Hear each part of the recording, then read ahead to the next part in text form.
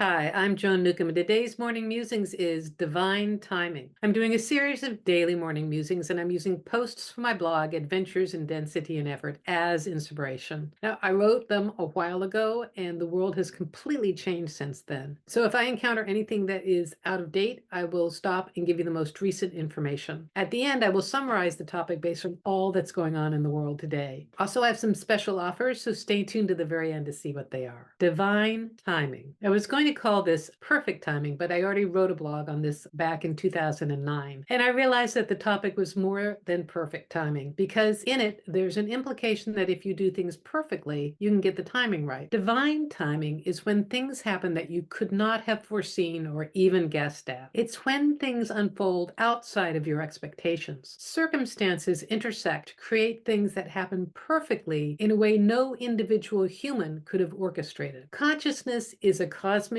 air traffic controller. It's seeing the bigger picture beyond the single persona sitting within the physical body. Consciousness sees beyond the present storyline and the cast of characters engaged in whatever drama is going on now. I was going to liken it to the director of a particular play who has to keep track of not only the actors, the script, and the stage direction, but also the lights, the costumes, the props, and the music. However, it's more like the director of a festival with multiple venues playing a repertoire of shows, except consciousness is tracking it all multidimensionally and over eons and beyond time and space. When I was delayed 13 hours in Denver last week, I had no idea that I would end up sitting next to an elderly man who had just been released from a Houston hospital to go back to his wife in New York, who was in the final stages of cancer. My original flight was Seattle, Denver, Baltimore, and his was Houston, Baltimore, New York. 70-mile-an-hour winds in Denver changed my course so that I would be the one beside him to help open his packages of nuts and pretzels and listen to him tell his story in between breaks of silent weeping. Another example, I am not the world's greatest driver, and I don't like to drive when out of town. 2 years ago, I came to DC and I had my mom do all the driving, which meant I didn't go anywhere beyond a 5-mile radius of our house. Last year, I rented a car for the first time and went from DC to upstate New York, where my son is in college. It took 9 hours instead of 5.5 because I avoided highways. In April, I bopped up to Poughkeepsie in record time because the Beltway and 95 was no big deal. It was just like driving I-5 in Seattle. And now I'm in DC for the duration, so it's a good thing I'm no longer daunted by driving. When I came here in April, I had the intuitive hit that something big was going to happen. I thought maybe an earthquake or something political, and that was somewhat true. Tornadoes hit close by, and Osama bin Laden was killed, and my mother was diagnosed with Alzheimer's. What I couldn't have known at the time was that I'd reconnect with my father at a family wedding in June, and that his cancer had come back with a 10 to 13-month prognosis. So I'm here in DC for the duration, being an energetic midwife or doula for soul's transformation. It's a bigger than me, but not bigger than I. As consciousness, I am in agreement with everything that is going on. I am totally accepting of all that is unfolding. I am willing and able to be in the moment and do the next indicated thing. Little me has moments of, I can't do this, except I am already doing it. One thing that helps us to think of the bigger perspective is of our being in one car or in one plane in the sky amongst all the other vehicles weaving in and out, or that we are in a great transcontinental universal transportation system. It also helps to know that our individual energy contributes to the whole. You are there in that moment for a reason. Your presence is needed where you are. Are you a grounded person? You are there as the stabilizer. Are you a light bringer? You are there to illuminate and shine light. Your essence enhances whatever is happening. When you relax into your essence, you are aligned with your purpose, and things unfold effortlessly. Your essence is whatever your natural tendency is, whoever you truly are. It's deceptively easy to be yourself. It's only hard when you're resisting what is. This week,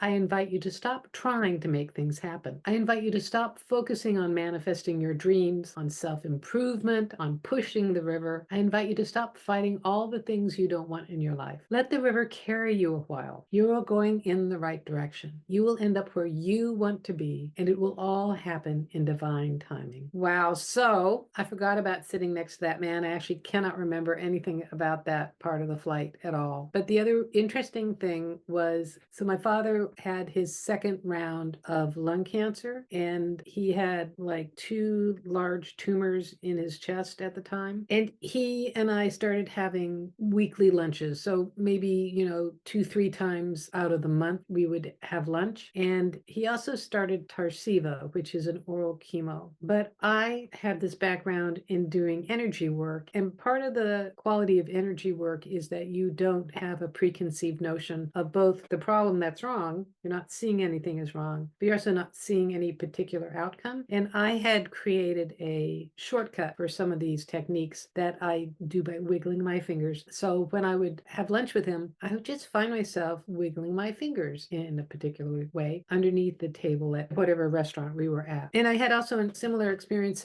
I made friends with a woman at one of the Alzheimer's support groups, and she had a friend in Virginia, I think it was, who had a brain tumor and was on hospice for it and asked me to do a reading. So I did a reading, and there's a couple different components, but a reading basically is answering someone's questions and telling them what you see. And it's totally different than doing any kind of energy transformation. So it was interesting because I was answering this woman's questions when I did this session for her, but I also found myself doing something else. So the interesting thing is, shortly after the session for her, my friend called me and let me know that this woman's tumor had started shrinking. And they never took her off hospice, but what happened was, from having a very rapid prognosis, she lived for another 2 years. And then the interesting thing with my father is, and it was all credited to Tarceva, is that within a couple months for him, the tumors were just scar tissue. It was miraculous. And he lived for another 2 years. And then he had a third bout of cancer. And it was his time, basically. So I reflect on that because, my ego could really take this and run with it. And it's like, well, why didn't I do the same thing for my mom? Why didn't I transform her cancer? And it doesn't work that way. My mother lived for another year and a half. So it was an extended opportunity for people to be able to say goodbye, come to completion, or whatever it was. So it's like I had an intuitive hit that something big was going to happen. I thought maybe an earthquake or something political. So it was hilarious. And I mentioned this in yesterday's video, but my mother broke her pelvis. We ended up in the hospital and they found cancer. So they kept extending her time in the hospital. And it really had to do with the fact that they'd found cancer. But while I was in the hospital with her, DC had an earthquake, and DC never has earthquakes. So it was really strange. It actually ended up being fracking from Virginia. Thank you, Joe Manchin. And so that was the first weather event. And then the next summer, there was a derecho, which is a rolling storm that went across several states. And it hit DC. And I swear, afterwards, it was just like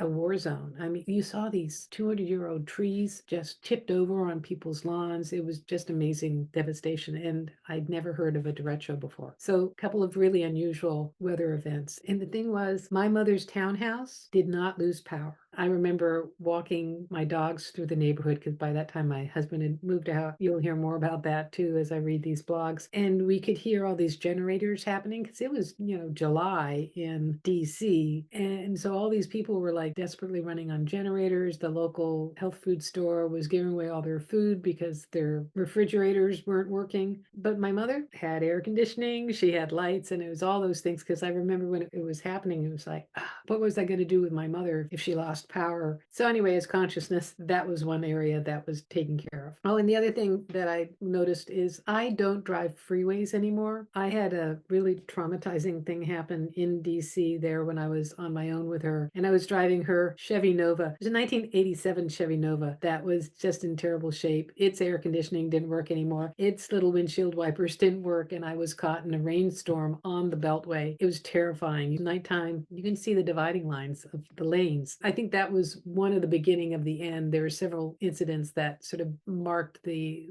decline of my being able to drive freeways. I'm fine with side streets. It just takes me twice as long to get places. I certainly wouldn't be able to drive to Poughkeepsie anymore. It would take me a lot longer than 9 hours from DC. Why don't I do energy work to change that? I don't know. It just seems kind of intelligent not to risk my life on the freeway. I don't know. I let other people drive. So how this applies to the world today is we're living in unprecedented times. We are being hit with things we couldn't possibly have imagined. I do firmly believe as consciousness, there's a bigger imagination than we possibly can conceive of, and that ultimately it's a benevolent universe. So it's ultimately ending up in our favor. It just may not feel that way as we're going through it. We've certainly gone through some times that it hasn't felt that way, I think, which is why we are also thrilled and enthusiastic, and there's just this tremendous wave of joy and hope. So when you can navigate life as consciousness, it just makes it so much easier to go through these things that feel adversarial, that feel like you're hitting up against nothing but dead ends. But as consciousness, it helps kind of dissolve the dead ends. You can keep moving forward. And the other thing is you can choose to wiggle your fingers or